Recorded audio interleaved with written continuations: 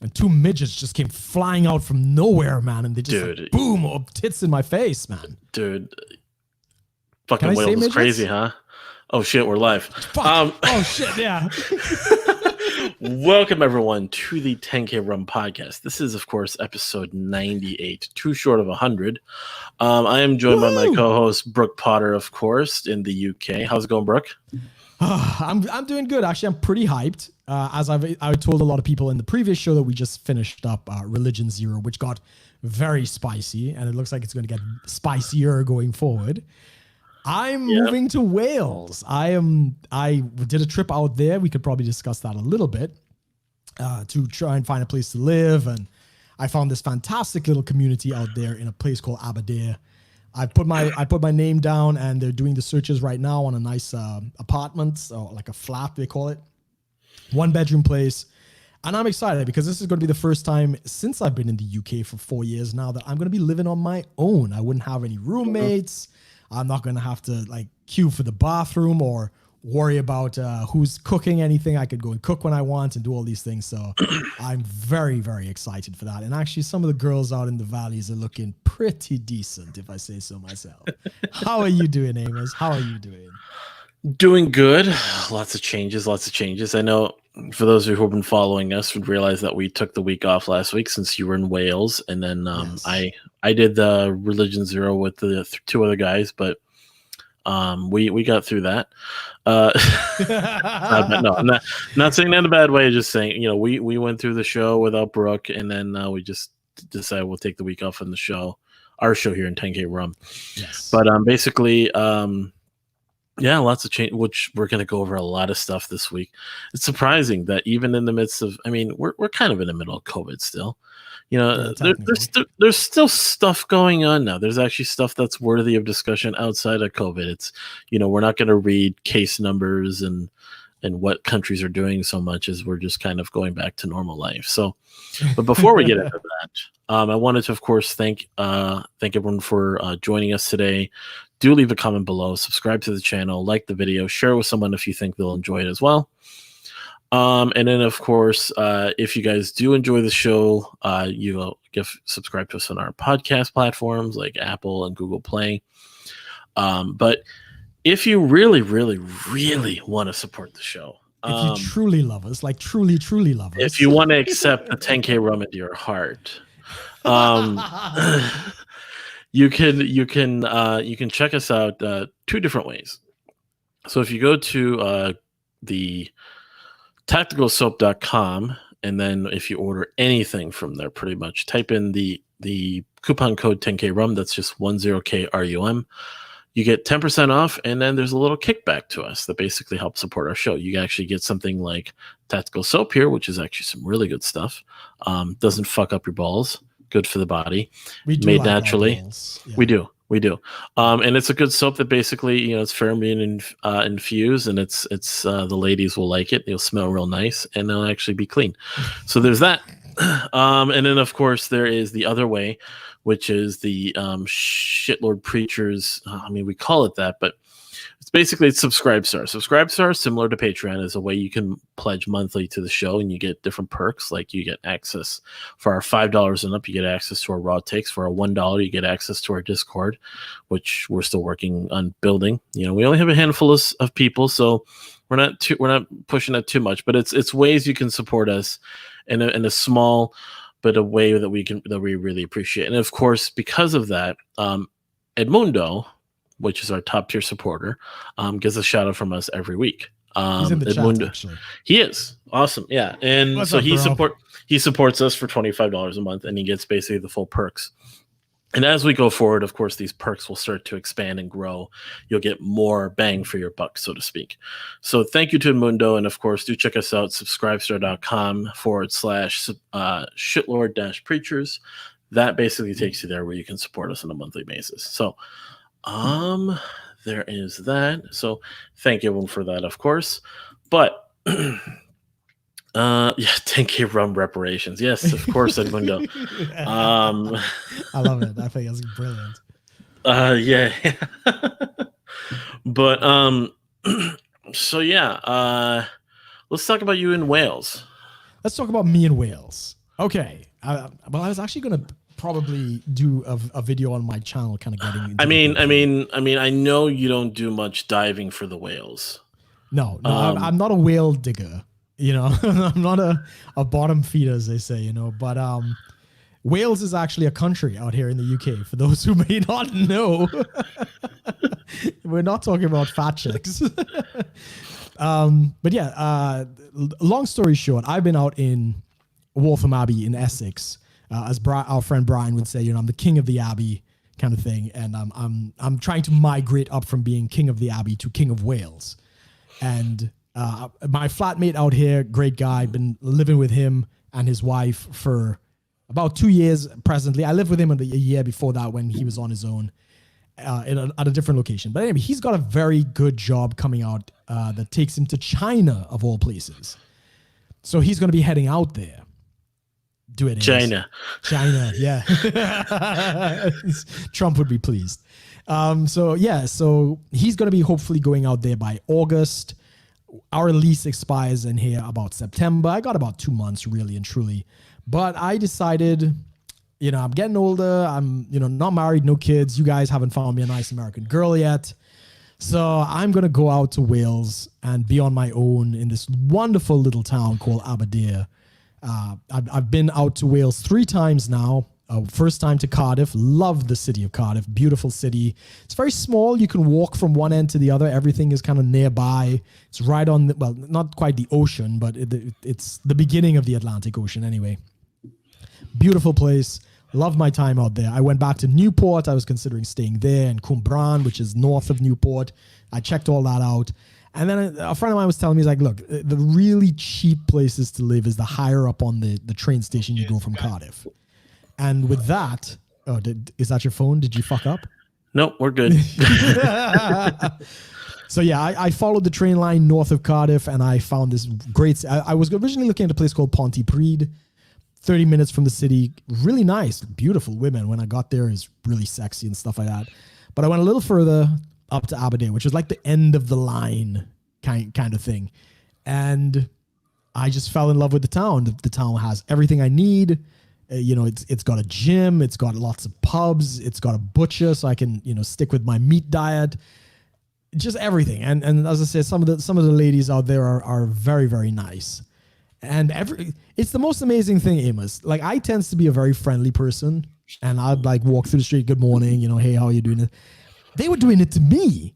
They were like walking by, like, oh, good morning, hello, how are you? And I was like, this is bizarre. Chicks walking up to you, giving you blowjobs. Well, almost practically. I mean, it was, they were just like throwing themselves at me, man.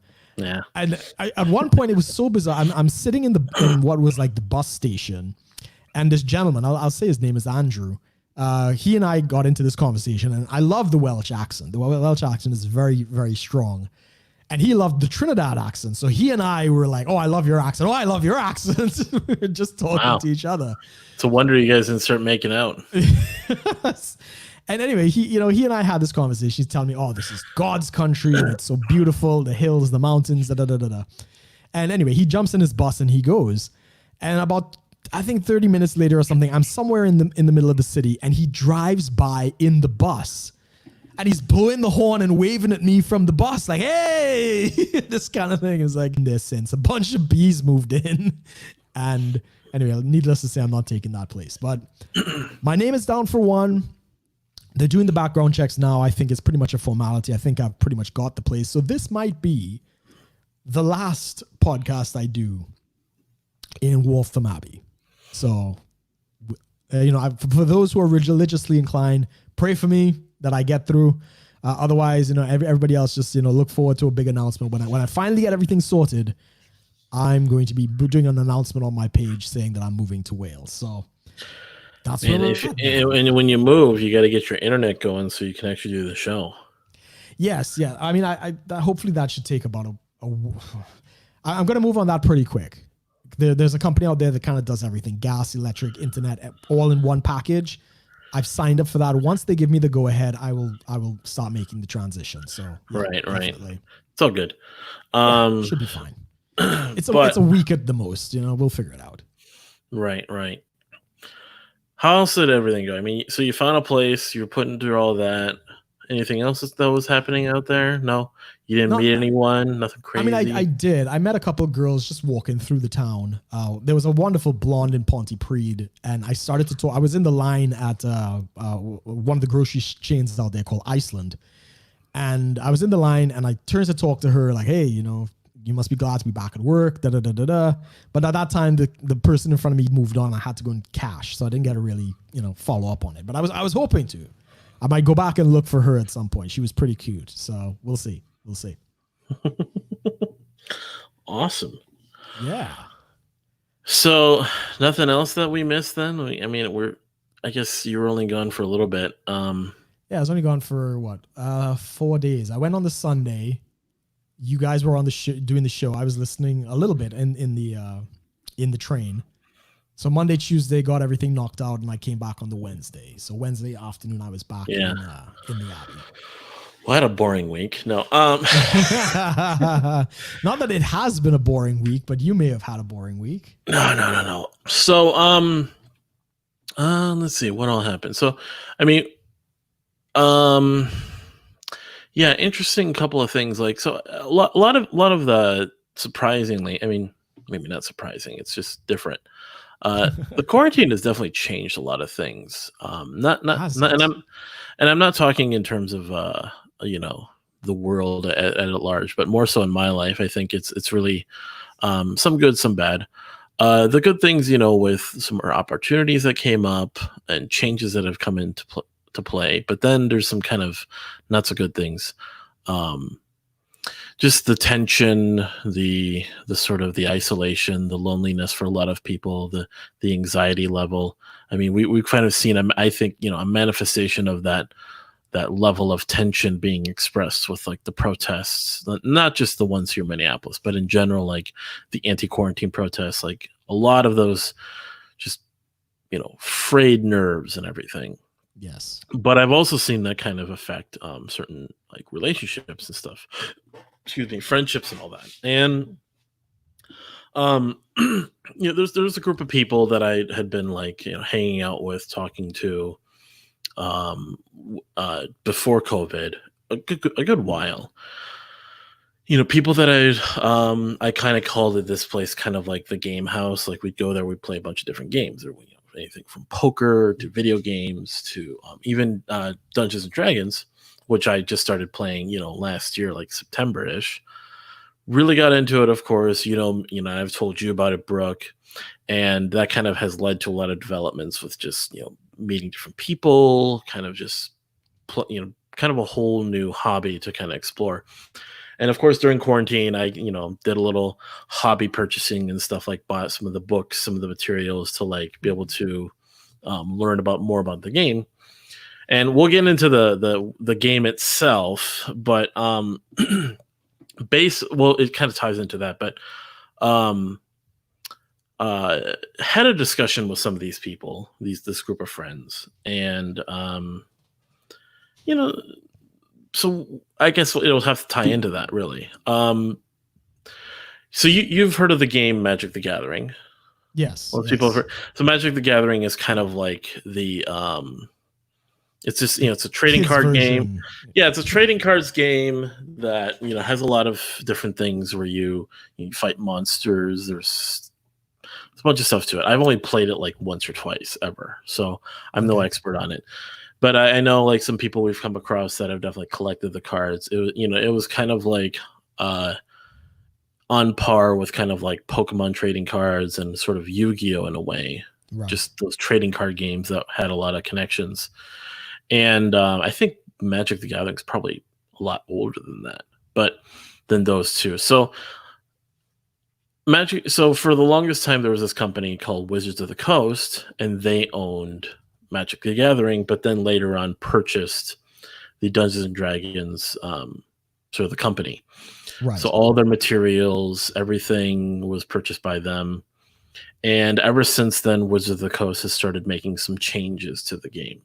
They've been basically, so there's in D&D you have your different editions. So first edition is like the first set of rules and guidelines for the game that came out when the game came out, like in the 70s.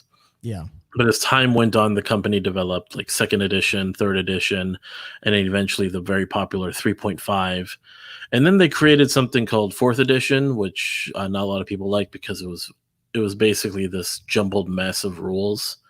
Like a combat could take literally hours. Whereas Really? then they created fifth edition, basically in the early 2010s era there. Basically in the early of the last decade, and created fifth edition, which is Right. what sort of simplified everything, and it brought in some of the most players in a long time to like into the game because it's so simple.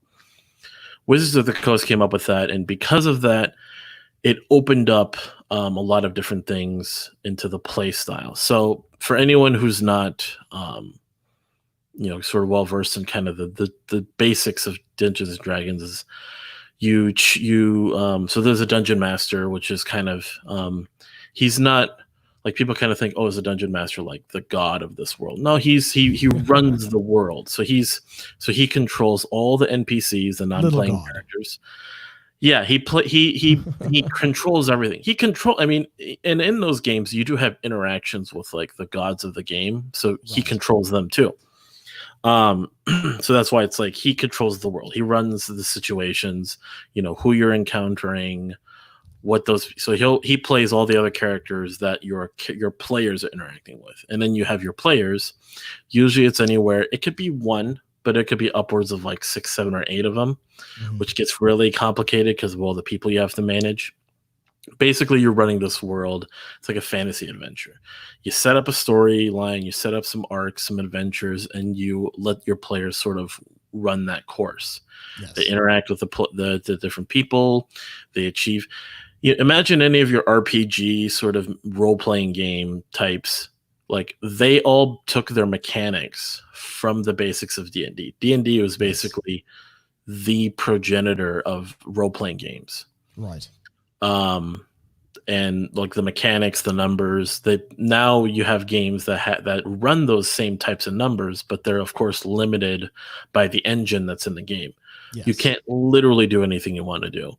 In D&D, it endeavors to basically allow just about anything to happen. So I could have a plan and it goes completely off the rails. Me as a dungeon master planning out a session could go one way, but the players take it another way. So you have dungeon masters that are judged more so not by their stories, but more by their ability to improvise and go with the flow. Right. So to get into all of that,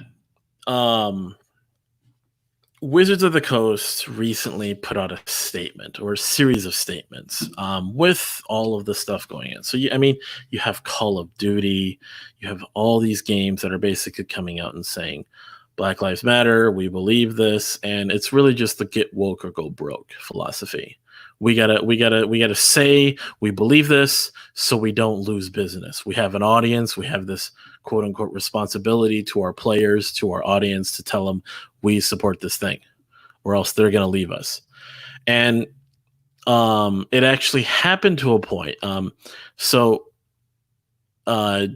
you know? So Canon, the company that makes cameras, right? Right. Yeah. They were basically bullied on social media into making a statement about the protests and BLM and everything. Really? They make cameras. Just this is not to diminish the causes and the reality of the situation with the protests and BLM, but the reality is, I don't give a fuck what Canon does. I want good cameras. Yeah, pretty much. It's my attitude. Because Canon could do just as good to take pictures of racists as it can to take pictures of BLM, as it can to take pictures of a regular old Joe that is minding his own damn business, doing whatever he wants in his life. It's a camera. It doesn't really represent morally or ethically or social justice one way or another. People use cameras for anything. Neutral. Yeah. Like just because Canon is used, like video cameras or camcorders are used for filming porn, doesn't mean they condone the actions that happen in porn. Exactly. It just means people are using their cameras. Like they don't care what you do with the camera. I agree. I agree. So they were forced to kind of make the statement about how they support, BLM and all this stuff, and it's canon. So, um, in the world of Dungeons and Dragons, you have your different races and classes you play. You can play an elf, a dwarf, a halfling, which is their way of saying a hobbit. They can't officially say hobbit because Lord of the Rings. Tolkien. Yeah. Humans, and then half elves. And then you have like some of these other groups, like you have like Dragonborn. You're basically like a humanoid with a dragon head. Right. Some dragon and some human fooled around sometime in the past. That's You cool, have man. tieflings, which are half demon, half human. Right. So it's like very humanoid looking people, but they'll have like maybe horns or purple skin or like a tail. There's all these races you play, these very fantasy based things. So because they've introduced more and more playable characters, you have like a half orc. So you're like this brute sort of savage sort of race, but then you're half human that kind of balances out. So you're not fully, savage or whatever. So as they've moved forward, they started to expand upon like different groups, different races that you can play as and such. And what people were pointing out was like, so like orcs, you could actually just play plain old orcs, or you could play what were called the drow. Now in D&D lore, like there is like D&D, you can play however the hell you want. Right. Doesn't matter. Like, I mean, orcs could be good guys and elves could be bad guys. All the humans could be horrible. All the dwarves could be bad people, or all the dwarves will be completely good. Doesn't really matter how you want to play it. Yeah. But there is a overall lore that people like to follow in D&D. You have a lot of these gods. You have a lot of these situations that play out and characters. And interesting enough, there's actually been so people will live stream the games. Yeah. And there's this one called like Critical Role. They're this very popular group. It's voice actors, pretty good voice actors that basically come together and they play the game. So it's actually, imagine voice actors with good imagination playing a game that involves role playing. So they're playing their characters. They're all interacting with each other. Even the dungeon master is a voice actor, so he can play characters very well. They get really into it. People get really invested in the story. And it became so successful at one point that one of the characters did something so profound in one of their and towards the end of their game, their campaign being like and basically it's a larger story. It's like the entire story of a group of people that you're playing with. Yeah. In this campaign, they had a guest character that came on to play, and he did this thing at the very end that kind of changed the conditions of the story. Right. Because it was so interesting, and how it affected sort of the connections with the actual lore that Wizards of the Coast uses, they made him an official character you can play as. They added him to like the official material. Okay. It's a bit of a marketing thing. Some people say it doesn't, but it's just kind of cool. Like these things that happen. So drow are basically like evil elves. Right. Within the lore, there is a god that is basically sort of the opposite of the god that the elves worship, that created his version of elves, right, that are evil. His name is Loth. Loth is this. No, she's Loth. It's a very weird name, but Loth created the drow, and they're basically these evil dark elves. They have dark skin. They live in what's called the Underdark, which is a whole world that's under the ground. They don't come. Their skin is sensitive to the sunlight. And they're typically evil. So there's, if you guys know about alignments, like there's, lawful good, chaotic good, neutral good. There's these alignments that determine sort of your person, like what you stand for as a person. Character. Yeah. Yeah. Elves are typically evil, chaotic evil. Right. Orcs. Huh? Drows. Drows? Drow. DROW. Okay, drows are right. Are is that what typically you meant? Elves. Drow are evil elves. Okay, right. That's what I thought. Yeah. So they're typically chaotic evil. Yeah. Sort of they and then orcs are kind of neutral evil. Right. These characters and what happened was Wizards of the Coast made these characters playable, and typically they tend to be. Now, there are people that play campaigns where they play evil characters. I mean, Sure. they'll play out like, okay, our goal is to conquer villages, our goal is to steal, and all this stuff, and that's totally fine. You know, there's no like people aren't sitting there like questioning people's morality when they play like an evil campaign. Typically, people are playing like a good or a neutral campaign. Like it's a group of adventurers that are normal people or just your average Joes that become heroes of the realm, kind of thing. Right. So people will play an evil one. You become the villains of the realm. So drow and orcs in the handbook, which the books that I have, are depicted as typically evil. Right. When you play them, you're going to be an evil character. Now, without breaking sort of the typical lore that is kind of established within their material, they can be good. Under certain circumstances, whether it's they have some sort of an experience or some sort of situation that basically convinces them to be good, that can definitely happen. But they're typically evil. The social justice mob took this to mean this is racism. That's pretty fucking racist, though. They were saying orcs and drow are racist depictions of things. Minorities. Possibly. I mean, it's insinuated. They won't say it, but it's implied in in what they were saying. I mean, how fucking racist do you have to be to just automatically assume minorities are associated with evil? Now, I'll say this: there were other materials too besides this main thing. Like there were these races and people groups within D&D material that were depicted to, I think, they were depicted to be certain ethnic groups that were definitely a little bit weird. I think was it like the Romani? Okay.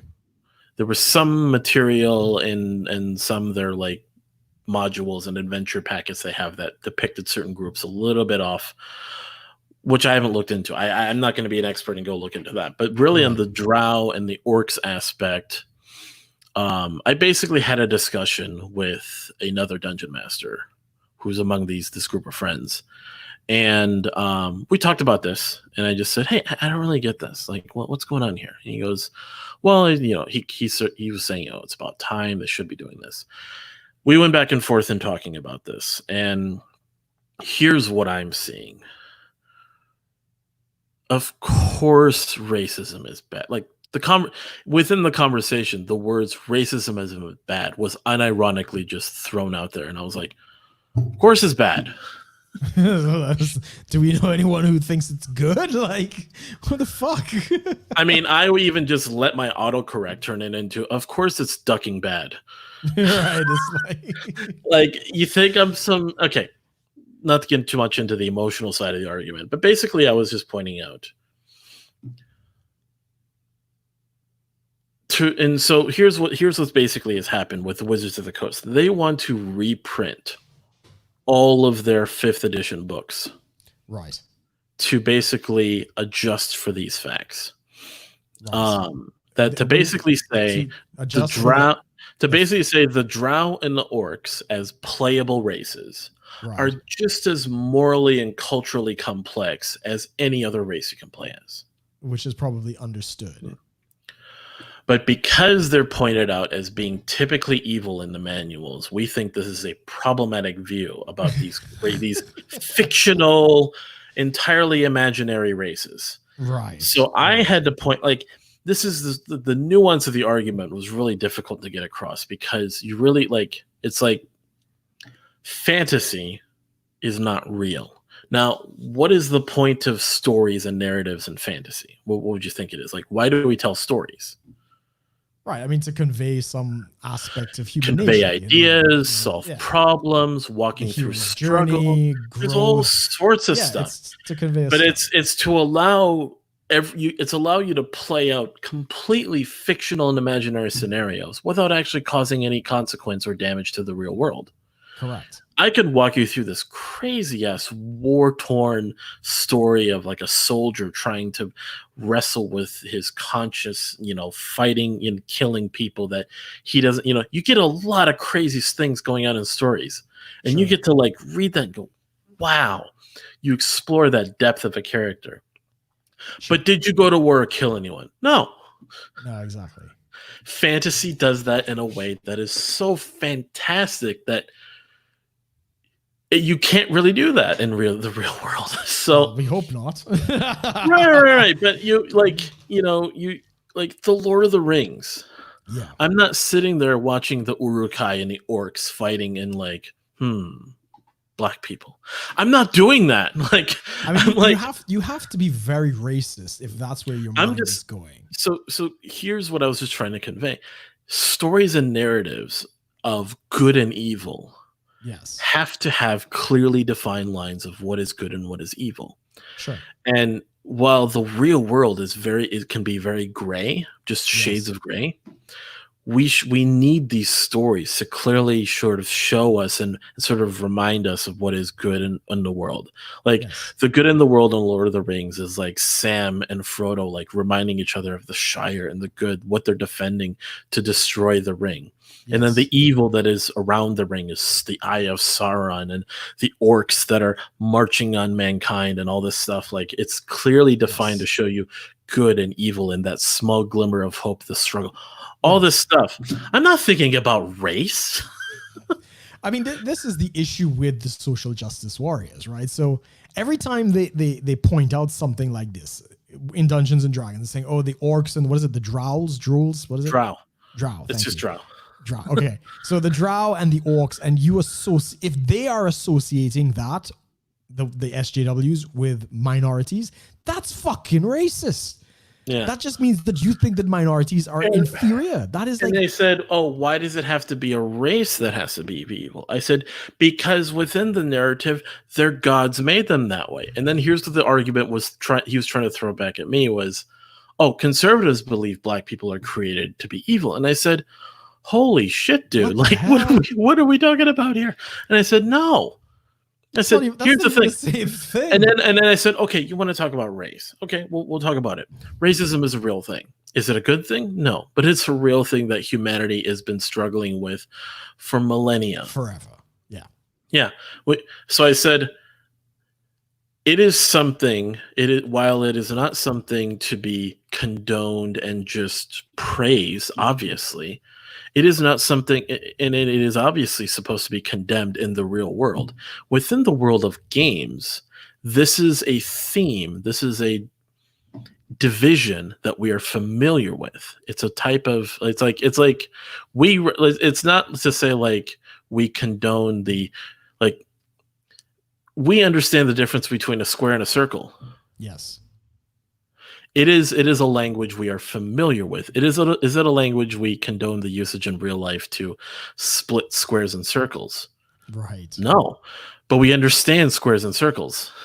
So what are you saying? Circle lives matter? No, I'm saying, but I'm saying is, so the narrative, the story is to point out there are squares and circles, but we use those squares and circles in a greater context to point out the difference between black and white, black squares and white squares. Yeah. Or black circles and white circles. Doesn't mean black squares and white circles or whatever are the same as the real ones we deal with in real life. No, it's a language we understand. Yeah, the mind does this. Human nature thinks about these things. But are we trying to say it means this? It's like, no, there are symbols and representations of evil within a language that our brains have been used to forever. But obviously, we're at a point as humanity where we're beyond those things to be in our real life. So we read stories to explore those things. So that's the whole. So I'm trying to like break this. Obviously, it's all over Messenger, so a lot of it is lost in the meaning.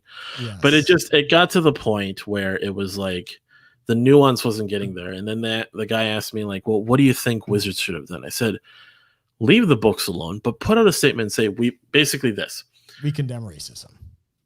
Well, not even just that. It's like, okay, it's like, we here at the Wizards of the Coast, we understand the concern that people have with the depiction of race within these books. Our understanding and historically we have basically understood the fantasy genre to show greater narratives that transcend race and class and reality pretty much.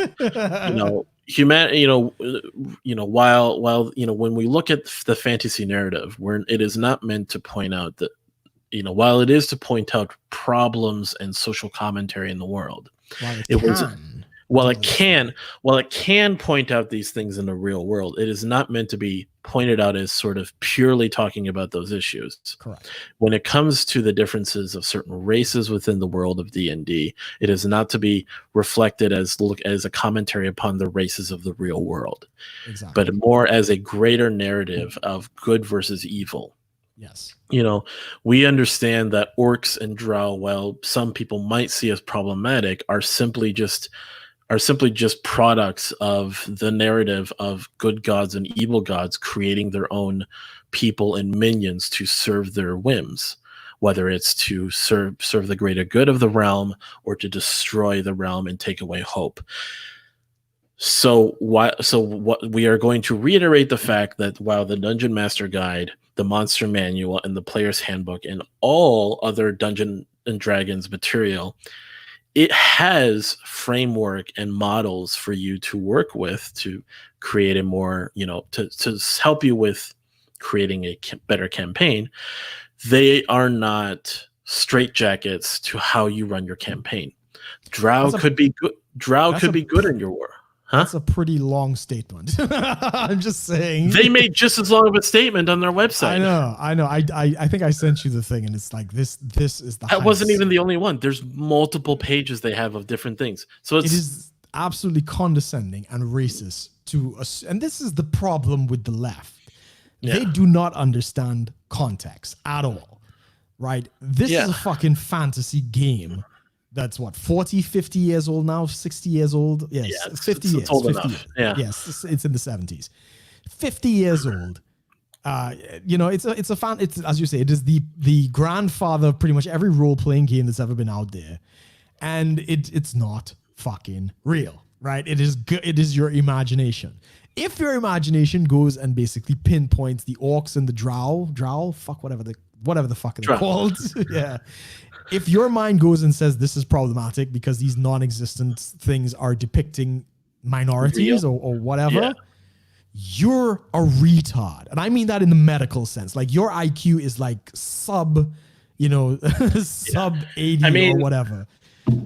That is the most racist thing. So you know about the game Skyrim. Like it's fairly popular. I know what Skyrim is. You can kill animal-looking people in there. Does that mean you hate furries? Well, I do find furries to be quite disturbing. Quite disturbing as a subgroup, a subculture. I am not, just because I go kill these animal humanoids in the game doesn't mean I condone the murdering of furries.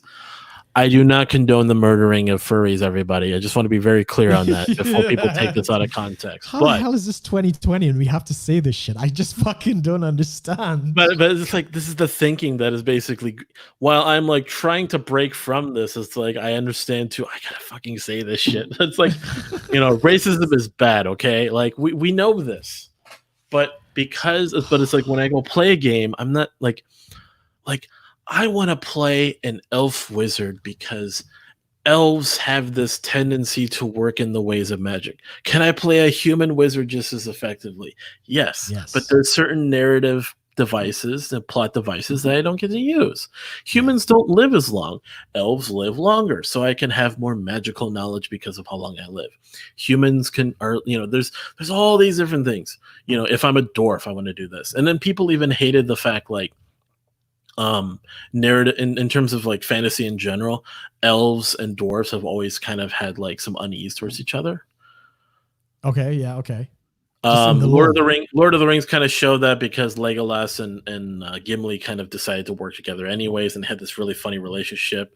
Yeah, and it's like, that they show that, but like in even in like some of the more what people might consider conservative or more like traditional D&D type games, it's not like it's not like they put, you didn't have a dwarf in like a city square just yelling across to an elf, hey, pointy eared, whatever. Like, They weren't using slurs at each other and all this. No. They were just kind of like, like they didn't really, they had unease around each other. To be fair, not that they couldn't say slurs to each other. I'm sure the characters could do whatever they want. Characters could do whatever the heck they want. Now, does that mean like, you get to just, your internalized mythical racism? No. Internalized mythical racism. I mean, you've told me about some of the games that you've been a part of. And I mean, you said like the girls go in the bar and they start twerking and shit in like completely. There have been scenarios. I mean, I'll tell you this. So, because of all this discussion, it kind of just fell apart, and I got pretty much called an idiot without actually saying so, like a roundabout way of calling me an idiot to my face. And then I got blocked on social media, and I was just like, okay, whatever. And it was funny enough that while that happened there, so yesterday I basically I'm starting the first campaign as a dungeon master. It's the first time I'm ever doing it, nice. Which involves, so I have to design the adventure. I have to run the world around. Like it is the most confusing campaign that I've ever like been a part of. It's, where I have characters, I have players that are playing this married couple that's Japanese. From a world that is basically like a country that is like Japanese. They're across the ocean in this other continent, but they're so isolationist, traditional, and separate from them. In this side of the world, people have only heard of them and they know what they look like, but they've never actually seen any of them in person. So I have to like create this whole world of like, and this is just reflecting upon historical Japan of being very isolation. Very isolated from the world. Like Japan was right there next to China and Korea. And then even today, Japan can be very isolated compared to most democracies, comparatively. So I'm depicting this, and I'm playing it, and then they're in the Western world that they're in is basically this Irish Gaelic continent. So a lot of the names are I literally call it IR, which is the Gaelic word for west. Yes, that is the name of the continent. It's just west. And then I translate it into Japanese. The Japanese country is called Togoku, which just means East Country. Right. But it's fun, it's in a world. The extent of your Japanese, You would have been better with the Chinese one. If you'd done that, you would have rocked it, man. Dude, so we were playing. So there's always a setup where, like, the group of players, their characters meet in a tavern somewhere. Yeah. And as part of meeting into the tavern, like, there's some scenario that causes them to cross paths. So I kind of fumbled it in the beginning a bit, but I got them in there. And I basically said they're meeting in this part of the city that is basically kind of like a Chinatown or Japantown of the area. But in this world, in this city, the people there don't ever really leave that area.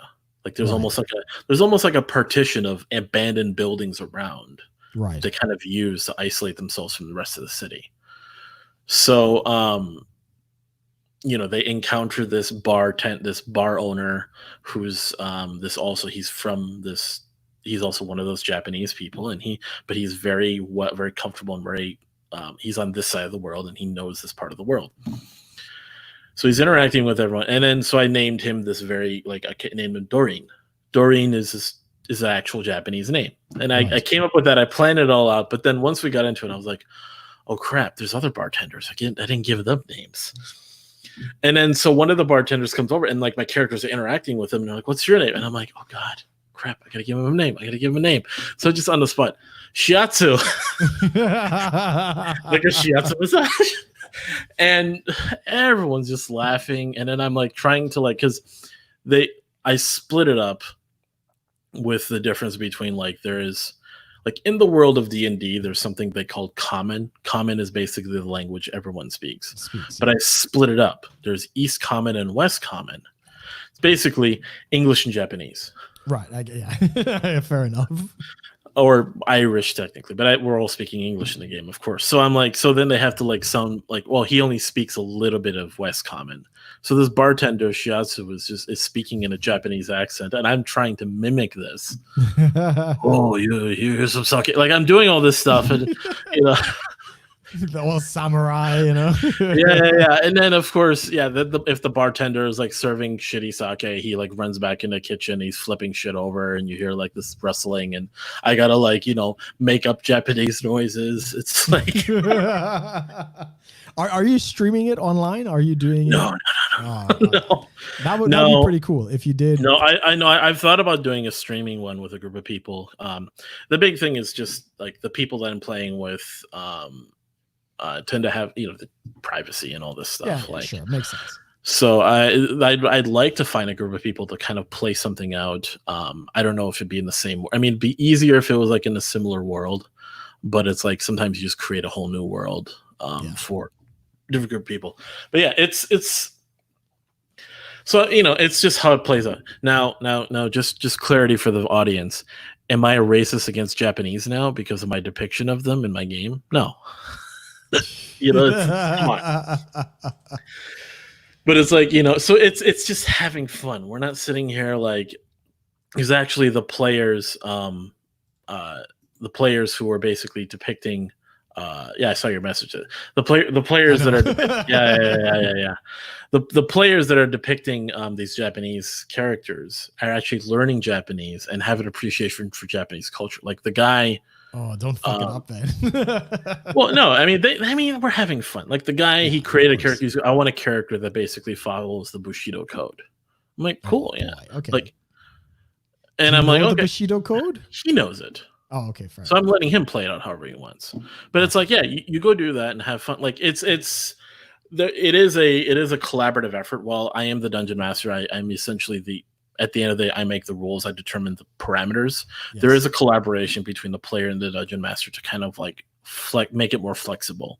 Yeah. Do we allow this to happen here? Do we not allow that to happen over there? Yeah. There were certain things that we call it's called homebrew. Basically, you homebrew the rules. You add a rule, subtract a rule here. You know, if this didn't quite play out this way, we'll just say it did. Yeah. I get it. But before I go further. Tactical Soap again, of course, the sponsor of the show. TacticalSoap.com. 10K Rum is the coupon code for 10% off. A little bit of kickback goes to us. And then you go to subscribestar.com/shitlord-preachers if you want to pledge to the show monthly. Subscribe to all of our content, of course. Subscribing to the channel is the number one thing we're kind of focusing on right now. We're at about 230 subscribers on YouTube. Yes. The goal is to get to 1,000, so we're able to monetize, but also the algorithms tend to really like it when you're at 1,000 too. Your videos definitely get out there more. So there's that aspect, and then of course the other two where you can support us monetarily, sort of because of the time and the money that we sort of put into this podcast and everything. That's a way you can support us, and then we can, of course, then in return provide content on top of that, on top of the regular show that we do. So thank you to everyone, of course, and like Edmundo, thank you to you guys who are supporting us on a monthly basis, as well as subscribing to the channel. And of course, if you do think people will enjoy the show, share it with them. So yeah, thank you to our sponsors. And we're back. So, yeah, plug time. I know Brian is keeping track of the score. And guys, whoever's in the chat, please be sure to hit the like button as well. That also helps us out tremendously. Yeah, man. It's an interesting topic. I started looking into a little bit of the D&D stuff before. You got into it because of Masculine Geek, would you say? They suggested, so they had talked about it. Basically, like my family was, you know, being the Christian background and all that, they were basically kind of like the tail end of what was called the Satanic Panic. Right. Yeah. At least not like not the actual Satanic Panic, but just those certain attitudes that have come out of that. So the whole thing with because like the role playing and sort of the immersion of the game, like getting into the game.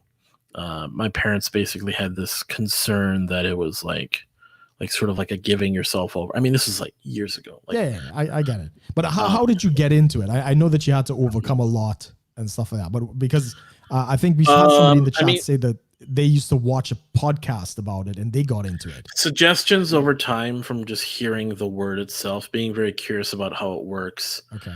Masculine Geek brought it up. Yeah. And then our friend Conk, it was the episode Conk was on. This was like early for them. He came on and they were talking about like, because they're going over like geek cred and stuff. And they talked about it and I thought, okay, that's interesting. And then that's where I actually encountered when I was meeting up with that group of friends that was hanging out with, there was the guy who was the dungeon master. So he was, it's interesting. He was my first dungeon master that kind of ran games that I played with. And, I really was into it. Like I was learning quick. I mean, within like 2 or 3 sessions, I was already like, I was playing like a natural. And he even said that you're playing like a natural, you know the rules, you're doing the role playing correctly, you're engaging really well. I mean, and I was actually very critical of myself, like because within the setting of like a session, there's the dynamic not just as you and the dungeon master, but you and the other players. You don't want to just hog the spotlight. You don't want to like just take charge and make decisions on behalf, unless that kind of leans towards you. Like I kind of realized there were instances where I'd play a game. And I'd like, am I just like running away with the game? Like I'm just taking everyone like, all right, we're doing this, guys. Like just right. My character is just like, we're going to go do this. We're going to go save the princess, whatever. And it seemed that way, but it was just more so just because of my personality. And it went well. Like people weren't really thrown off by that so much. Now that happened a little bit like when my first time I did a game over Discord. Right. So it's purely just audio. Now Discord now does stuff with like video and stuff, and you can add to that. But really, it just kind of came down to just learning to kind of be more balancing with not just jumping the gun and like, all right, we're gonna before the other players are interacting with other NPCs or something, I just run away and like we're gonna go do something else now. Right. Like. Yeah, but you do have those scenarios where you do have a couple players that can become just sort of hogging the spotlight. Sometimes it works, sometimes it doesn't, and that's something you have to watch for. You don't want to be the guy that just says, I'm going to do what I'm going to do, and let's go. Like, yeah, not a team player. Right. Because it's like D&D, like people think, oh, do you win? Well, yes and no. There is a story. There is a campaign. There is a story, and there are accomplishments. There is a goal you're trying to achieve. But in terms of winning or losing, it's not like, oh, you lost the game. It's you're continuing a story. So there will be instances over the course of a campaign where characters will die because there is a mechanic. Like, okay, you go to 0 hit points. You fail. There's a mechanic for how you come back to life, or how do you go unconscious, or you not quite die and stuff. Like there's characters that are basically getting knocked out all the time but don't die. But then you get instances like if the dungeon master is like trying to create a very challenging atmosphere, he could do what's called a TPK. It's called total party kill. Kills everybody. Right. Sure. And in that instance, you have to re-roll and create brand new characters. Right. Makes sense. So the story continues, but it's just with different people. Yeah. Makes sense. So there's that instance, or sometimes it's just one person died, like. I mean, I don't want to fill the entire show with D&D. We've already done like 40, 50 minutes of it, man. So I know. If you want to do a special stream and like share all of your inside secrets, by all means. I'm kind of like all of it. Yeah. I'm just kind of like, okay, well, there's nothing I could really say because I don't really play D&D, right? That's why I keep bugging you, man. You gotta try it. I did. I'll be honest. Like, you were getting into it. I was hearing Masculine Geek talk about it, and it's like, all right. So I got one of the rule books and I started looking at some of the online streams. I'm just more focused on my move right now, but I do, because Wales is more shut down. I actually have like a month. Which one is that? I don't know what year that is. Whatever the latest. Yeah, it's still in the mail, so I don't actually know what it looks like. Oh, yeah. So, okay. But yeah, so I don't want to. I have nothing to contribute on the subject of D&D, right? So, but I mean, there have been some other fascinating things that have been going on out there in the U.S., like the destruction of the Chaz. Have you been following that? Mm, Welcome to the stream, Tom. Good to have you, bro. yeah, Tom's here. No, I haven't really heard too much about the Chaz. I mean, Brian is like, yeah, too much D&D. I know. I got a couple comments on my Facebook as well. It's like, do you all ever talk about anything but games? look, the only episode we're really talking about this. Jeez. I mean, we did a whole. We should do special episodes on D&D. We did one for Picard, you know. But yes, the Chaz, the Chop, the Veganzuela has finally been destroyed. Yeah. So did they? So what do you mean by destroyed? Like they actually moved in and reclaimed the area? Yes, the police forces come in, shut it down, kicked everybody out. I think there are a handful of people that are still out there, but in the space of what 3 weeks, I believe, or how a month. There was a whole different nation within. Which is so fucking funny, and their murder rate is higher than the national average. The murder rate was higher. I think they were taxing pretty high too. Yeah, the taxes went up. Civil war, more warlords per capita, definitely. I think. But did you hear about that? How like they were extorting the businesses? Yeah, protection money. They did a mafia racket sort of nonsense. Wow. I mean, oh my God. But, segregation? I mean, yes. The farm was designated for BAME, black and minority ethnic people. I mean, like, I don't know if you saw Joe Rogan's take on the Chaz. I posted it recently. I saw something. I mean, there was him talking about it, and he had Bill Burr talk about it. There's some. I mean, every other guest, I think he had someone talk about it. Pretty much. I like the way he summed it up, and I think it's pretty fucking weak that the Seattle government, the Seattle mayor or whoever, just kind of let it slide. Just let it happen. You know, it's going to be the summer of love. You know, yeah. Well, she was like, you know, the Capitol Hill zone was always autonomous to the rest of the city. What? What the fuck? Like just because it has its own vibrant culture separate from the rest of the city doesn't mean it's just autonomous. Yeah, that's like London. London out here has its own culture. I mean, London is basically like its own country, if I'm being very honest. But that doesn't mean they're independent. They don't get like to do they're not going to start putting up plastic barriers and saying, you know, you're leaving the U.S. Which is so funny. Which is ridiculously funny.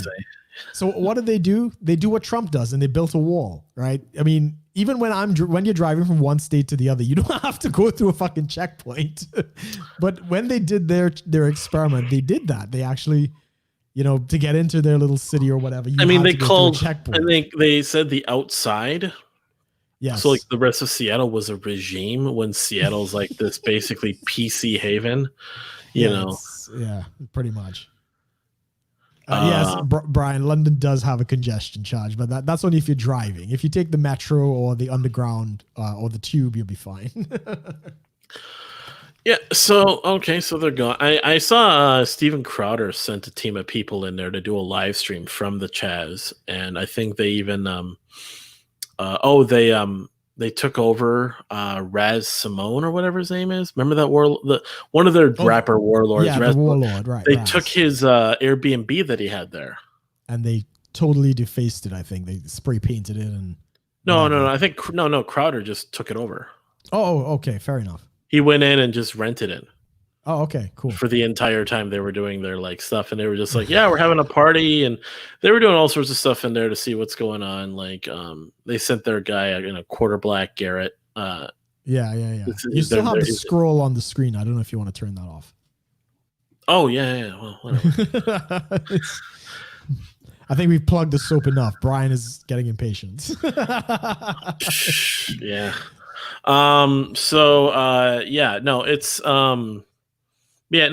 They were doing some stuff there, and I think then it ended very recently. But I honestly didn't really keep up too much. I figured it was going to die out pretty quick. It was just like it's an experiment that failed miserably, you know, and it kind of shows the failures of these. Like they did some interviews in there, and they talked to like BLM, like so. A lot of people are trying to sort of defend BLM and say like there was a real difference between like the peaceful protests for George Floyd and then the violent rioters and looters and such. Like they're trying to split them, and I can see that. Like I've actually seen Sure. interviews where they're showing clear distinctions, but then you have these people who are in the Chaz, Chop, Veganzuela or whatever, who are claiming to be BLM supporters, BLM leaders within the zone, basically talking about how like we need to completely dismantle, in the most physical way possible, dismantle the entire system. Like it's not about reform, it's not about defunding the police, it's about completely burning the entire thing down. Yes. Like every last bit, even all the good stuff, just burn the whole thing down. And they don't have any plan on how to replace it either. It's like, oh, police bad, defund the police. Okay, well, what happens when we need? But protection? It wasn't even that. Like these are, I mean, granted, clue. it's the Chaz. It's like the very radical side of things. But I mean, there were people in there claiming to be the BLM leaders of that area, to be like, no, it's not about defund the police. No, it's not about this. It's literally burn the whole goddamn thing down. Like even to the point that like they were it seemed like the implication of like, just destruction, death, just fucking burn the whole thing down. And then should I mention that video you sent me that you said that wasn't taken down on Facebook? I mean, we'll do that for raw takes. I think that might be a little better to put out, but yeah, it's a little bit raw. That's very raw. But I mean, I did send you something that was quite eye-opening and shocking for some people. And if you want to see our take on that video, I mean, make sure and join our subscribe. There's a lot of different things that's going on with. I mean, I've seen videos like that. Yeah. You remember the AOC lady, the lady that went to go listen to AOC that said we need to eat babies? Yes, I think I remember that. And then even before that, I saw a video, and someone thought it was a troll, but it looked pretty legitimate. Basically, a feminist saying we need to kill all men. Kill all men. I know who that is as well. Yeah. Yeah, so there's a lot of this stuff that kind of gets out there. Yeah. Well, this video will now never be monetized. I mean, maybe it's politically correct to say kill all men. I don't know. Yeah, as long as it's white men. Yeah. But you hear all these views that they get, okay, they're the fringe of the fringe, but if the fringe if it's the fringe but they just happen to be the loudest, no one can really know where that takes us as a society. Where does that take us when you start to in order to fight the discrimination that one group is receiving in the context of oppression for another group, you don't just create oppression in reverse. Is racism from white people against black people real? Yes. Does it happen within systems? Yes. Is it systemic? I don't really know. I'm going to say that's my view. How would it happen within systems? I don't agree with systemic. I mean, racism. I'm saying is I can see where there can be instances that aren't caught, but that go by because of other circumstances rolled into it. Right, but that's not systemic then. That's individual cases of No. I know that. I'm saying is it's within a system, but it's not systemic. Yeah, I don't think. I think like there are. I mean, it's the bad apples thing. Every system has bad people in it. Right. It's the apples, not the basket. I know. I'm just saying, but it's inside the basket is what I'm saying. So because it's within a system, people think therefore systemic. I'm saying no. There's bad apples. Now, is it to justify and just say because there's bad apples, don't care about the issue? Of course not. You want to talk about these issues. There's reform. There's all the stuff you want to really address. Yeah. But you don't do that by then demonizing everyone else within the basket. You're saying because you find bad apples, you say the whole basket is bad apples. Correct. And then you want to burn down the basket and the apple tree. Yeah. No. That is typical left. Well, it's like create a system to better pick up bad apples. Yeah, well, this is what the left doesn't seem to understand because, I think I've made this argument before. When an incident of terror may happen that might happen to involve, a Muslim gentleman, they're very quick to say, "Oh, it's not all Muslims," it's not all Muslims, But for some reason, something that happened 100 years ago, of which nobody today alive has ever owned slaves or had anything to do with real slavery or anything like that, it's all white people, like all of them, we just take off their head sort of thing. The left has no concept of nuance. They do not understand context. There's just so much nonsense that's going on with this stuff, right? I mean, they use the same argument for guns, right? There are millions of guns available in the US. Yes, school shootings are terrible things. In fact, in London, we just had a mass stabbing taking place in I think either somewhere in Scotland. I can't remember, but at least it wasn't mass shooting. This kind of nonsense. But it's all guns. Suddenly they demonize all guns as if that's suddenly going to solve the problem. So this game that they're playing, there's no win, right? You do not capitulate to these people because there's no win, right? If you say, oh, well, I'm not racist because I have black friends, instead, oh, well, it's repressed racism, or there's always an excuse. There's white fragility or tokenism or jungle fever if I like, fucking black women or something. There's no win with this ideology. This is like the ultimate state religion. And unfortunately, it is now being backed by the state with this nonsense. I don't know if you saw the latest article that came out where California is repealing their constitution on the Discrimination Act. So 24 years now, they've had you could not discriminate against race, religion, origin, all this other stuff. They've just voted to repeal that, meaning they're allowing the state to discriminate by race, religion, ethnicity, and origin. To basically create a quota for filling in minorities. Yeah, for affirmative action. That's what they're doing. So it's no longer equality before the law. No, of course it's not equality. It's the opposite of equality. No. I know you know, and I know, but it's just like, I mean, this is where Terry Crews got into trouble. Who's Terry Crews? I'm not sure. Big black bodybuilder guy, actor. Not Terry. Yes, yeah. The biceps screaming at he's in the Old Spice ads. And Idiocracy. Yeah. President Camacho. Yes. He's always plays this over the top, like muscular. I mean, he's buff. He's buff. Yeah, he's pretty fucking. I mean, the dude, all his muscles can. Yeah, all his muscles can freaking dance. Yeah. So he said, if what was it? I have to look up exactly what. Basically, he said something along the lines of, if we can't say Black Lives Matter and All Lives Matter. Yes. Like if saying all lives matter gets people saying Black Lives Matter, whatever, it's like then it's not about equality, it's about black supremacy. Yeah. Something along those lines. Everyone, and of course listening to us, do look into that. I'm not gonna have time to quickly pull it up here, but basically something along those lines. And it was just, he got in trouble. Like, black supremacy is not a thing. What are you talking about? You can't say that. And it's like, well, and he stood by it. Like, they even interviewed him afterwards, after the tweets. And he was like, no, I stand by what I said. Yeah. You're not going to get equality if you just keep pushing one over the other. Correct. And I'm even seeing in Congress, Democrat and Republicans kind of doing the whole, like, they're straight up trying to have a civil, parliamentary procedure discussion, basically saying, will you acknowledge Black Lives Matter? He goes, no, I will acknowledge all lives matter. So you're not just going to just acknowledge Black Lives Matter and it's not, and people don't realize it's not about the acknowledging if Black Lives Matter or not. It's about the bullying of a narrative over the truth. Correct. Do Black Lives Matter? Of course, Black Lives Matter. Yes. Other lives matter just as much as well. Correct. All human lives matter. All humans' lives matter. Does that take away from one over the other? Are there groups that are definitely oppressed? Well, of course, yeah. But sure. there is a time but the narrative has gone beyond the actual oppression that groups experience.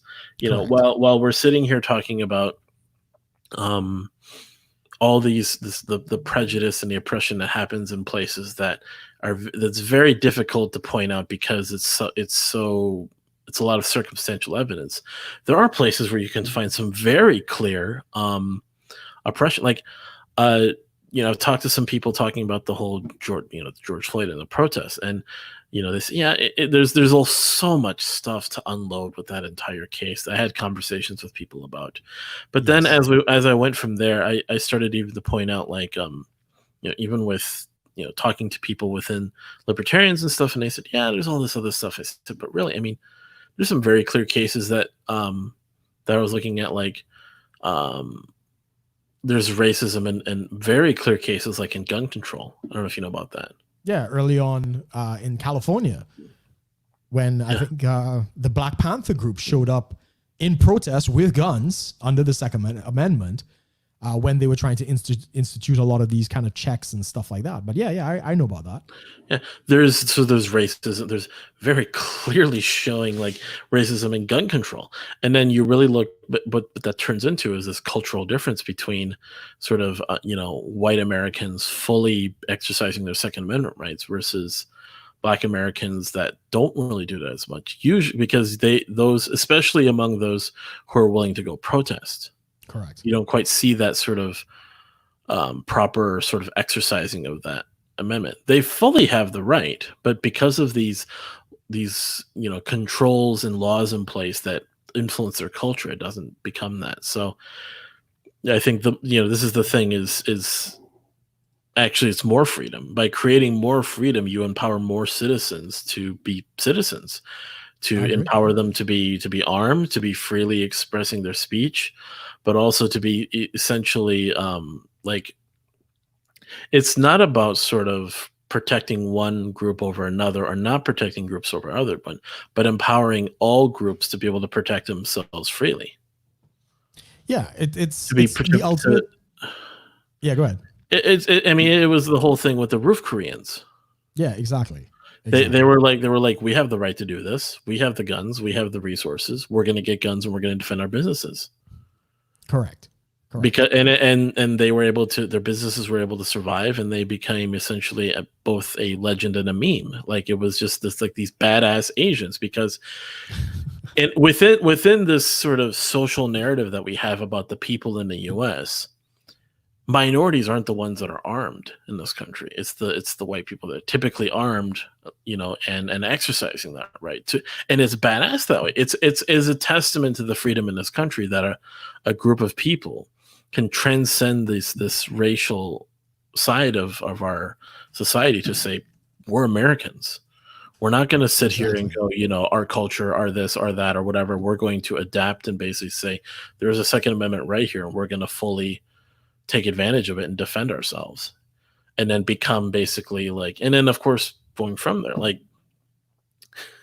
Asians are way more successful than white people in this country. Yeah. I mean, this is what I don't understand. All of this condescending bullshit that these people are saying. It's all racism, right? It's all racist. It's the soft bigotry of low expectations. It's the poor black man, or the poor minority, the brown man, or whatever. They can't compete in this meritocracy as much as, white people. Never mind, the Asians are doing even better than the white people. So we need to give them a leg up. That is condescending, and that's racist. It's basically like, the savages can't make it, so they need the white saviors to help them in the system. Yeah. That's fucking racist. Right. There's a joke. There's like a bit of a stereotype joke about how, like, Filipinos are nurses in the States. Right. Okay. Fair enough. Yeah. And then people kind of laugh and people laugh and they make jokes about it. But it's like, when you realize nurses make good money. It's a good profession. Absolutely. Granted, it's a tough profession, but they make the money. So they're sitting there like, oh, racist, whatever. No one's sitting there yelling, freaking out about the stereotype about Filipinos being nurses, because nurses are a good profession. Correct. So it's a bad thing. Exactly. So it's like, even among the like, it's good stereotypes too, which is interesting. But sure, I agree with that as well. But yeah, it's just funny to think about that. Like, it becomes more about the narratives and less about the truth and realizing the freedom that people have in this country. And like, what is absolutely rubbing me the wrong way is all of the corporate cowtailing to this nonsense. I don't know if you've seen the recent video put out by Wojcicki, or whatever the CEO of YouTube is. Wojcicki. What's her name? Susan Wojcicki. That's it. YouTube Hitler. Right. Basically, this is what happens when you put a woman in charge. Oh no, we're definitely not being monetized now. Anyway, so she puts out this Black Lives Matter, propaganda piece and stuff like that. And what absolutely pissed me off in that thing was the whole thing about how they are going to now discriminate based on race to promote black voices, right? Not black, this, and there's actually a lawsuit that's taking place right now with black YouTubers tend to be on the conservative side because they're not going to be promoting them. They're going to be promoting the black progressives, right? Yeah, turn that at any politics against them, really. Yeah, that's the shit that's going on now. And they're going to pledge $100 million to promote, black and minority. I don't know if it's all of that. I couldn't listen to the whole video. Watch them sue for all that money. It's basically let the left destroy itself. Let them fight it out. May the odds forever be in your favor, right? It's some Hunger Games shit. But for the rest of us, like every time I do a survey on YouTube, every so often as a creator, you get a survey like, how are you enjoying the platform, this, that, and the other. And I always shit on YouTube. And they always ask the question, do you think that your race is affecting your outreach or any of these things? I always say yes. Right? I always say, because I fully believe, because I'm a white male, or at least perceived as a white male, they're obviously suppressing me. There's no question about that. I think my comments and my views are not getting as much traction as they should be. So I always put that in the surveys that I do. Right. Like that, it's funny, not to go back onto this topic that we spent the entire first part of the podcast talking about, but was that Wales? Soft bigotry of low expectations.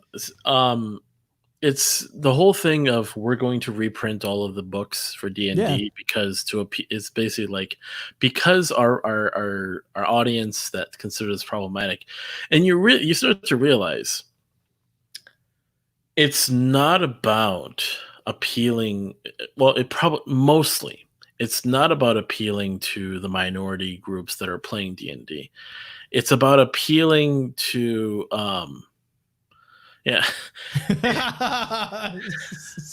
that's a friend of mine. It's appealing to the white people who are feeling offended on behalf of the other groups. Exactly. It's the whole like, oh, like, and I try to explain this to that same person that had this discussion. I was like, I don't want you to be offended on my behalf. I am mature enough to handle all of the realities and the darkness, if you want to call the rough parts of like fantasy and problems and just the world, that I don't need someone to go reprint a book so I feel more comfortable. Exactly. Like I want I need to like play a game that like challenges, like, again, like that whole idea of like the soldier that has to like make these difficult decisions and he's torn because he's it's that typical story of just, you have to be challenged, and we have these stories that challenge our perceptions. It's correct. It's not just oh, everything's ambiguous and it's all gray, and we just go through this narrative of just feeling whatever. So it's just, Brian brings up a point. White people that are affected on behalf of others. I mean, I've seen this across the board. I even called someone out on it. Like, there was a woman I was friends on Facebook with, but not anymore. I'm just going through and binge unfriending people. Just wiping out, purging Facebook friends. But she wrote this years ago and was like, I was on my way home and listening to the radio, and the announcer said something about Asians. Yeah, good point. Oh man, no, he's no, we're never getting monetized. So I'm sitting here and she's writing this whole thing about how, like, oh, I heard this thing he made about he made a comment about Asians, and I was like, man, I was really offended by that. And then I just commented, which Asian did you ask that would be offended by that? What'd they say? Oh, I didn't ask anyone. I said, don't be offended on our behalf. That is just presumptuous. Like, to think white knighting. Yeah, that's superior fucking thinking. I mean, we just had the same thing out here. We just had the black trans, like pride parade. And it looks like like people forgot to invite the blacks. It was just like a flood of white people that showed up in London. Yeah. Oh. So we got C2113 in the chat here, and he says actual racist people don't give a shit about what blue-haired people think of them. That's true. Exactly. Like you want to sit there and call people racist or closeted racist or internalized racism. Like, no, the real racist people aren't going to tell you they are. Correct. Like the real people aren't going to even like come at you. Like either you're going to fully admit you are. Yeah.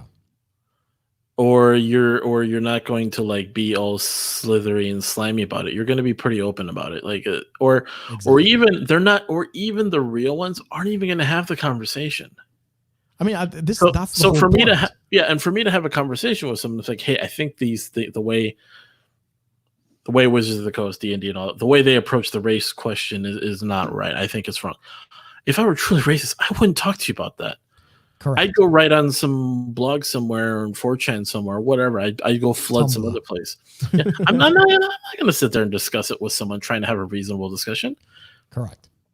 But because I'm having a reasonable discussion and you're uncomfortable, now I'm a racist, and it's like that's not how it works.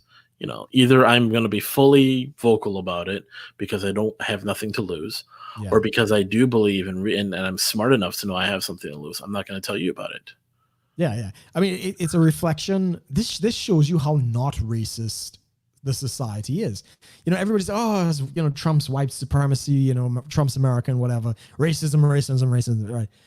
I don't see anywhere where racism is being like accepted and just like, oh yeah, that's just how it is. Everybody's condemning it. In fact, everybody is over condemning it now because apparently we can't escape racism, especially if you're white. So there's like an over swing of the Overton window in one direction. I'm a little concerned about the backlash that might come out of this, but yeah, it is. The left is just digging themselves into a serious hole.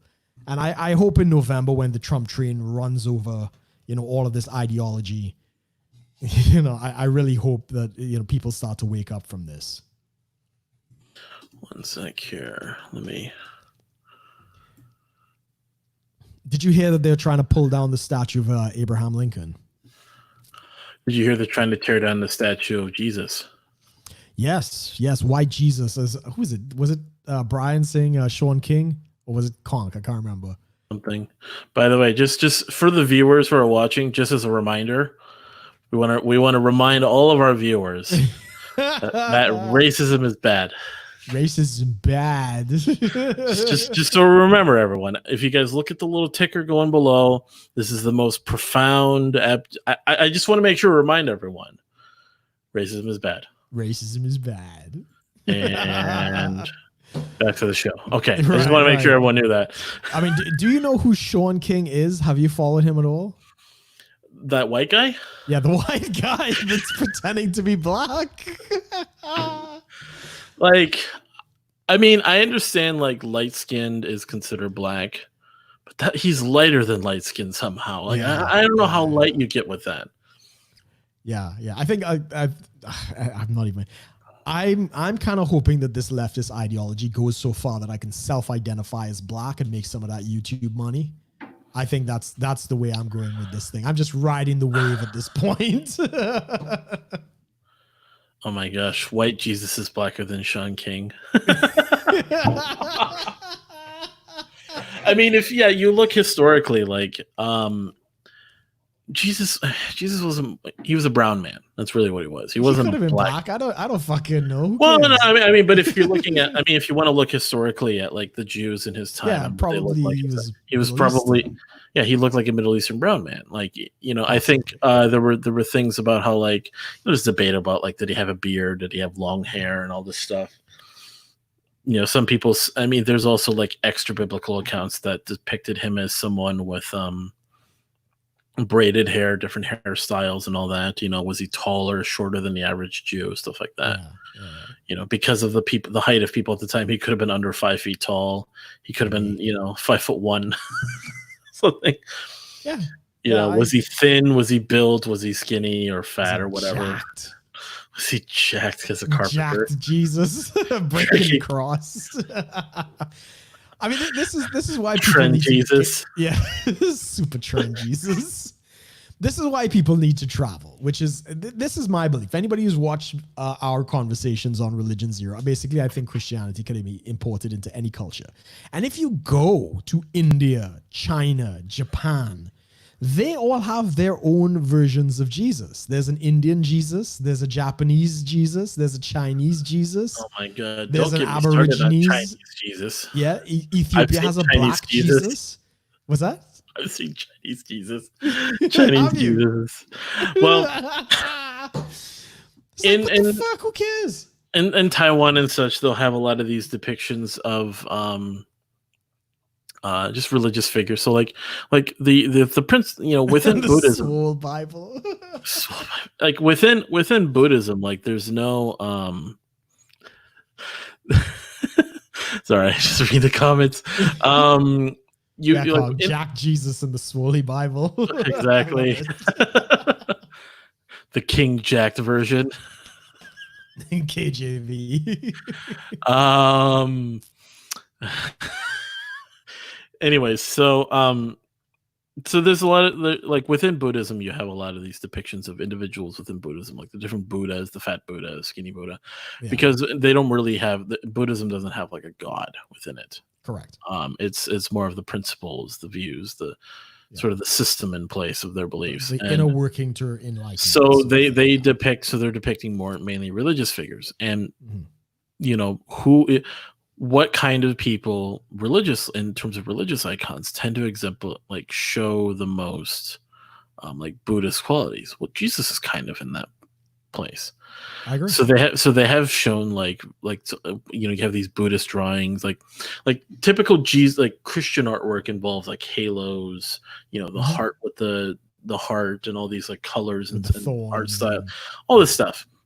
So they do that in the same way to Jesus. But in the Buddhist style of like art, I've seen that before in Taiwan. So that's Buddha Jesus, Chinese Buddha Jesus. Completely agree. I really don't give a shit how you depict Jesus. In fact, when I met Jesus, he looked just like me. So like, but and even like and even at the time, like when I was growing up, seeing this, like I thought it was like almost some type of blasphemy. What does that say in Chinese? We got a comment there. Chinese Jesus is, what does that say? You're going to jail? You're going to jail? Oh, okay. I thought is that what you're writing? I don't even simplified Chinese. Yeah.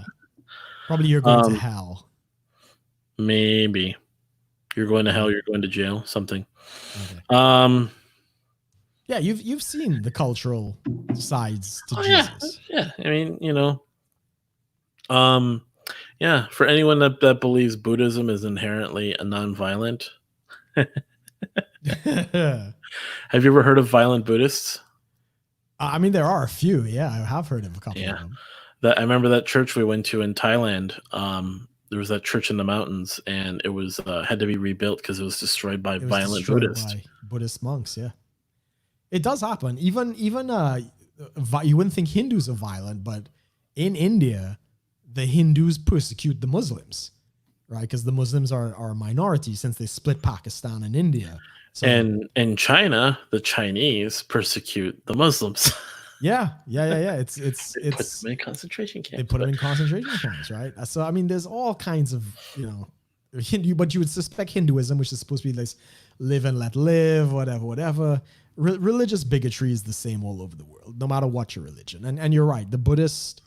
We were talking to who were we talking to recently, and they were talking about our friend Bobby, how he's in Thailand, and there's a Catholic cathedral, and it is a Buddhist country, but they've gotten on pretty well with the Catholics there because it's a minority. The minute they start to see it pick up traction, people tend to get a little violent. Yeah, I mean, in Taiwan even. Christianity is actually quite a bit bigger in Taiwan than most people might think, compared to most other Asian countries. So you have your handful of, like, you have your Buddhism. Like, Buddhism more of a culture than a religion there. Yeah. In Taiwan, because of the Western influence, there is a sense of like It's kind of like the way, like secular Jews. Mm-hmm. It's more of a cultural thing than an actual religious thing. So there's, you have your temples everywhere. You have all this. There's a lot of traditions involved with that. But then church tends to be more in like people who are in church and stuff. That actually is a little bit more. People are more committed to that. Because of it, it's actually like being so separate from the culture. It's like to pursue that, you would actually need some motivation to pursue that faith. Right. Okay. And then there's Shintoism too. Yeah, in Japan. Taiwan. I don't know very much about Shintoism. There was a Shinto. I don't know if it's a temple or wherever they congregate, but I saw one of those in Taiwan. Like there was one in the city I lived in. I walked by and it was like just a Shintoism thing. Didn't see too many people walk in and out there, but they had like their own buildings and places you could go to. So there's, there's Buddhism, Christianity, Shintoism, folk religion. I didn't see too much of that in Taiwan. Taoism is out there. I don't know much about Taoism either. Taoism is probably more principle than religion. Probably. I think the Tao was kind of the Buddhist teachings, or there's some kind of connection. So Taoism, in Chinese, it just means the way or the path. Yeah. I get that. So it's really just more of the lifestyle side of it than any real I think there was side. some connection with that. And that's the thing too, is within Chinese religions, there isn't much of a deity side. It's more of principles and lifestyle. The ancestors, the lifestyle, the principles of the thing. Not so much the like deities and such. So. She go up, I go down. If I'm not mistaken, it's spelled with a T, isn't it? Oh, wow. Good stuff. All right. On that note, we're bringing it in for a landing. Did we miss any topics? Let's see. We didn't touch on the top the top crime cities are all run by Democrats. Did you see that? Well, we've known that for a while. Yes, we have. So the Washington Post, which is basically the propaganda wing of the Democratic Party, tried to fact check Trump on his statement that all the shittiest crime-ridden cities are all run by Democrats. And all but one was run, like the top 20, one was not run by a Democrat, one was run by a Republican. But when you adjusted it per capita, all were run by Democrats, and somehow that's a fact check. Because people tend to blame shitty cities conditions, whether it's policing conditions, local economies and such. They blame the president. Yeah, but then that's not how it works. Yeah, it's just not like. So yeah, I thought that was. I mean, you have to be trolling. You have to be trolling for the Washington Post to think that's a fact check and prove that the president was right. I mean, all right, so it wasn't all 20, it's 19 out of 20, and I guess technically he was wrong. But for fuck's sake, man, that is pretty goddamn accurate. No one acknowledges that. Yeah, instead they want to. They deleted the tweet as soon as they put it out. Oh, I mean, they realized they'd shit it up. You look at how much of the modern day policing practices and policies are all heavily influenced by Democrat policy. Yeah. Like the 3 strike, nonviolent drug offenses nowadays. Mm-hmm. A lot of that is authored by Democrats. Yeah. The whole 3 strikes you're out. 3 strikes you're out. The militarization of police. Yep. Even for a while, I mean, what was it? The gay marriage position wasn't a Democrat position officially until 2012. Probably. I mean, there were people that were definitely talking about it, but all your top Democrat players were not pushing any same-sex marriage or just marriage equality until 2012. Yeah. I remember when it was huge, when I think it was one state, Michigan? I don't know. There was like some state basically was debating the topic of allowing gay marriage. Oh, was it civil unions when that first came out? Right. That was like a huge deal. Yeah. And even it could because no party was officially endorsing that. Yeah. Probably Massachusetts or one of those. Yeah. But yeah. Good point in the chat here from C213. Stop and frisk, Democrat. Minimum mandatory, Democrat. The whole crack thing, Democrat. The whole thing. With a little help from the CIA, apparently.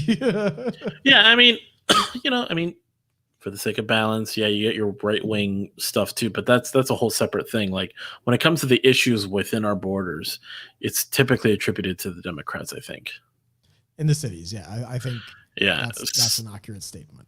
In fact, when the riots started, that was a comment I made early on that I bet all of the riots, I didn't have all the facts, but when I went through it, all of them were in Democrat-run, cities and stuff like that. That's where all the violence was happening. And then a lot of the people taking credit for all of it were all left-leaning, organizations and such. So, anyways. We're at 1:35. Of course, this is our 98th episode of the 10K Rum podcast. Do subscribe to the channel. Subscribe to our podcast on the podcasting platforms such as Apple Podcasts and Google Play. Check out, of course, our social media. All the links are below. And then, leave a comment, like the video, share it with a friend if you think they'll enjoy this. Not 1:35, 1:35. Thanks for the correction, Brian. Yes. So basically, and of course, if you guys do want to support the show, check out Tactical Soap. Check out the Subscribe Star. All the links below are below for that. Thank you once again to our supporters, and of course, Edmundo, who is in the chat. We will, of course, see everyone next week as we do Religion Zero number 12 on Conk's channel.